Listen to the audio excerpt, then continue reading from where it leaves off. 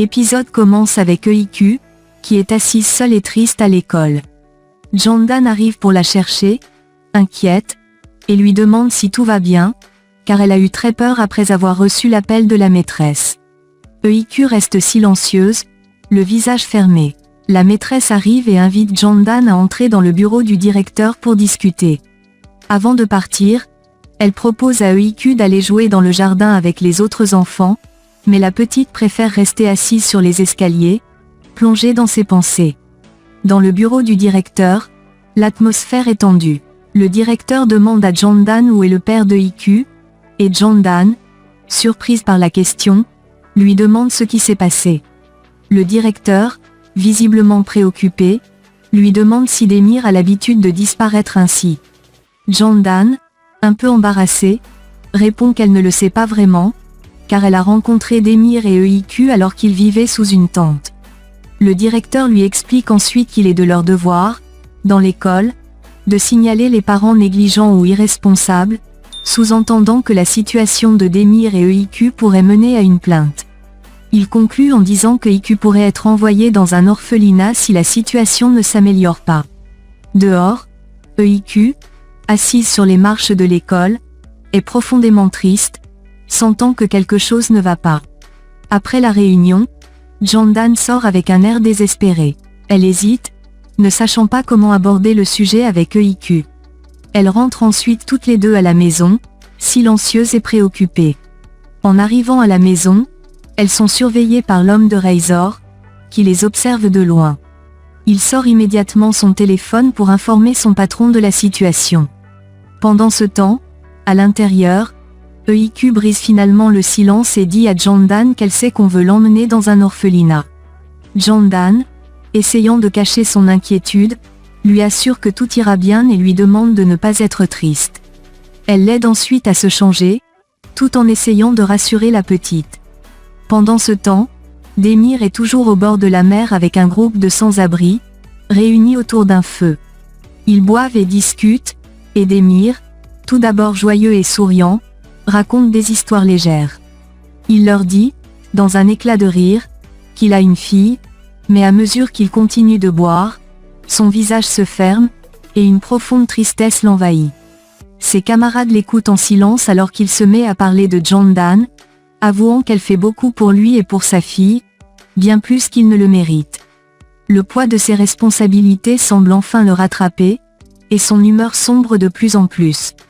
La scène se termine sur l'image de Demir, perdu dans ses pensées, les yeux rivés sur le feu, tandis que la nuit tombe autour de lui.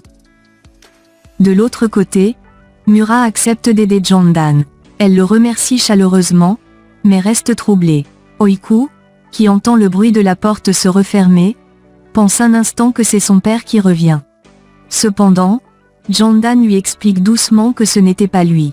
Peu de temps après, Mura revient et, avec un sourire réconfortant, dit qu'il a plein d'histoires à raconter, mais qu'il le fera une autre fois. Puis, il s'en va, laissant Jandan seul avec ses pensées. Plus tard, Jandan aide Euiku à se coucher, essayant de lui offrir un peu de réconfort avant qu'elle ne s'endorme. Mais la soirée est loin d'être terminée. Alors qu'elle s'apprête à se reposer, on sonne à la porte. Surprise, elle va ouvrir et voit Mura de nouveau. Il lui demande si elle va bien, expliquant qu'il a eu peur après avoir reçu son appel urgent. Jandan sourit faiblement, assurant qu'elle va bien, tout en l'invitant à entrer. Une fois assis, elle lui raconte en détail la situation difficile de la petite, la disparition de Demir, et son inquiétude quant à l'avenir d'Euiku. Mura l'écoute attentivement, un peu troublé, avant de lui répondre qu'il savait que quelque chose comme ça finirait par arriver. Il se demande à haute voix comment un père peut abandonner ainsi son enfant. Jandan, les yeux remplis de tristesse, lui raconte l'histoire d'Euiku, comment elle a grandi avec sa tante et n'a retrouvé son père que récemment. Puis, dans un moment d'hésitation, elle lui demande son aide pour adopter la petite. Mura, surpris, lui demande si elle est certaine de sa décision. Jandan, la voix ferme mais empreinte d'émotion, lui répond qu'elle y a longuement réfléchi. Elle veut offrir à Euiku la stabilité et l'amour qu'elle mérite. Mais Mura, toujours préoccupée par son propre passé, lui rappelle que cela ne ramènera pas Seda, sa petite sœur. Jandan, touché par cette remarque, lui rétorque doucement qu'elle n'essaie pas de remplacer Seda, mais qu'elle veut simplement aider une enfant en détresse. Mura s'excuse pour ses mots maladroits et tente de la réconforter en lui prenant la main. Jandan, perturbé par cette proximité, se lève rapidement et met fin à la conversation, le laissant seul dans la pièce avant de partir. Pendant ce temps, Diemal retrouve Démir allongé dans une ruelle, ivre et égaré. Démir, dans un éclat de rire amer, demande à Diemal s'il a besoin d'argent. Diemal, préoccupé, lui demande où est Eiku. Démir, sans réel souci, lui répond qu'elle est chez Jandan. Avec un regard là, il ajoute que la petite est étrange, pas comme les autres enfants, une réflexion qui semble le troubler profondément. Diemal, visiblement irrité, lui annonce alors que Eiku ne restera pas longtemps chez Jandan, car elle sera emmenée à l'orphelinat dès demain. Surpris et soudainement paniqué, Démir se redresse, demandant à Diemal comment il est au courant. Son visage se ferme alors qu'il murmure, presque pour lui-même, qu'il est enfin libéré de tout cela, comme si ce départ allait le soulager de ses responsabilités. Dans un moment de colère incontrôlable, Démir tente d'agresser Diemal, mais celui-ci, plus sobre et alerte, le repousse facilement et le bat. Il le laisse finalement allongé, seul et brisé, sur le sol froid de la ruelle, avec pour seule compagnie ses regrets. Jandan, visiblement bouleversé en voyant les femmes des services sociaux à la porte, leur demande poliment d'attendre dans la voiture, le temps qu'elle prépare Eiku.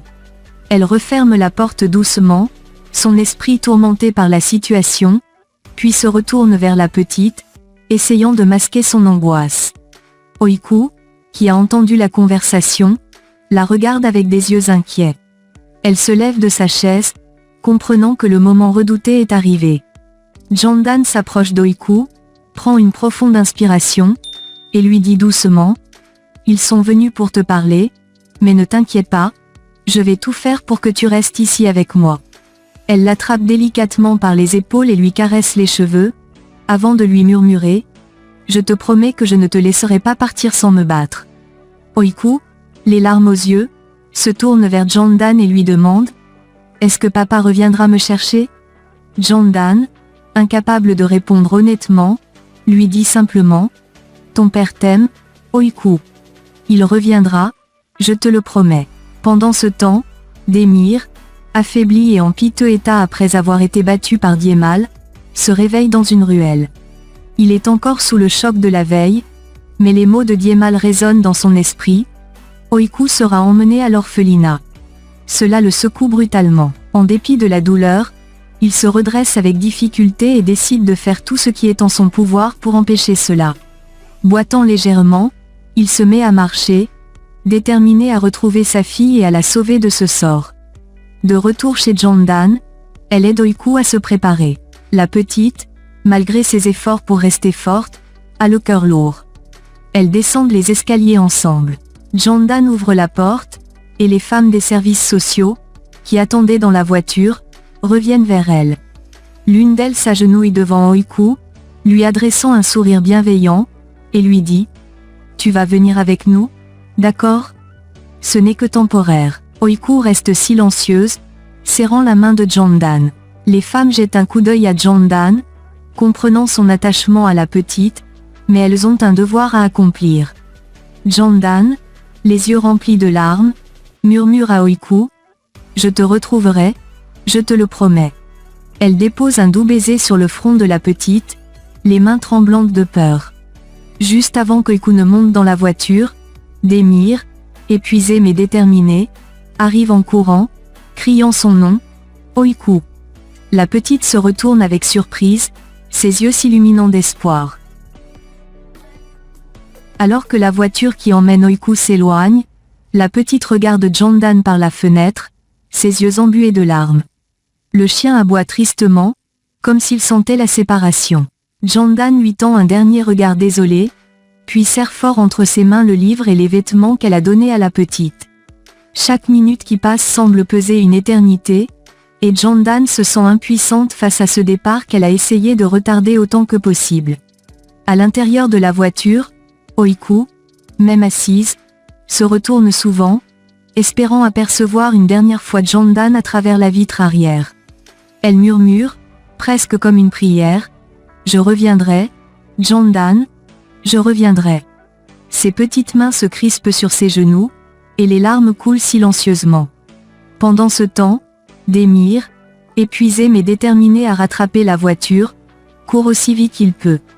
Les souvenirs défilent dans son esprit, comme des flashbacks, Oiku lui souriant, riant aux éclats, lui tendant les bras pour un câlin, et même leurs moments difficiles.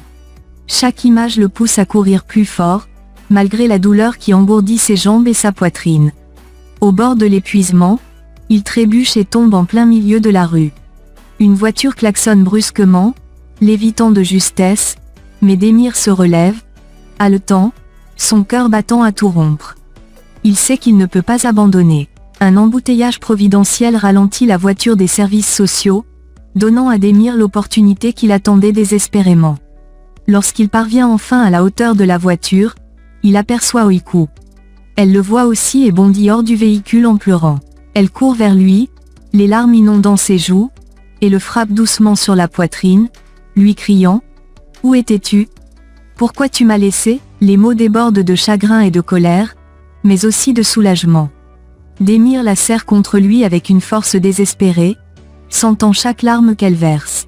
« Je suis là maintenant, Oiku. Je ne te laisserai plus jamais partir », lui murmure-t-il d'une voix rauque, tandis qu'elle s'accroche à lui de toutes ses forces. Les femmes des services sociaux, émues par la scène, hésitent à intervenir. Demir leur lance un regard décidé et déclare fermement « C'est ma fille. Vous ne pouvez pas me l'enlever. » Oiku, encore secouée par ses pleurs, enroule ses bras autour du cou de son père, comme pour signifier qu'elle ne compte plus jamais le lâcher. La scène se termine avec Demir, le visage marqué par la fatigue et l'émotion, portant Oiku dans ses bras, et la petite enroulée autour de lui, refusant de se séparer. Ils s'éloignent ensemble, laissant derrière eux les voitures et les regards étonnés, comme une famille qui refuse de se laisser briser.